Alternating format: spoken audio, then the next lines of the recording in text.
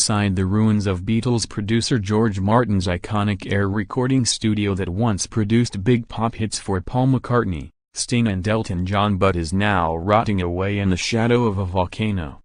George Martin's Air recording studio on the Caribbean island of Montserrat, a prolific space for churning out albums by music royalty of the 1980s, is rotting in the shadows of a volatile volcano. The active crater has wreaked havoc on the island that was hit by Hurricane Hugo in 1989, leaving the building caked in ash and dried mud.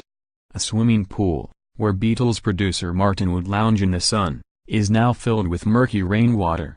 You can't tell by looking at it now, but the grimy complex was once a hot spot for the musical greats of the 1980s. Famous English record producer Martin, dubbed the fifth Beatle after the band he discovered and recorded until they disbanded, opened Air Montserrat in 1979. It was a branch of Associated Independent Recording, Air, the company he co-founded 10 years earlier. The studio cranked a total of 76 albums including 3 by Elton John, Dire Straits' Brothers in Arms. Memorable chart singles to emerge from Air Montserrat include The Police with Every Step You Take and Island hero Arrow, who found success with Afro-Latin track Hot, Hot, Hot.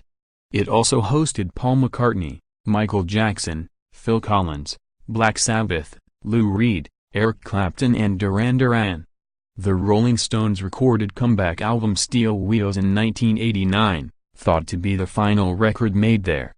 Just a decade after the state-of-the-art studio opened, boasting some of the most advanced recording technology equipment in its heyday, its life came to an abrupt end.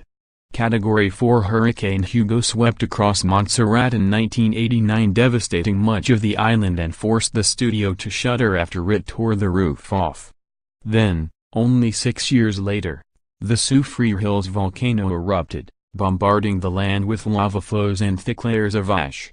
Jimmy Buffett's album Volcano was named for the then-dormant volcano. Ongoing volcanic eruptions have made nearly half of the island uninhabitable. The decaying ruins of the studio are too fragile to safely walk within, bearing little resemblance to its original grandeur.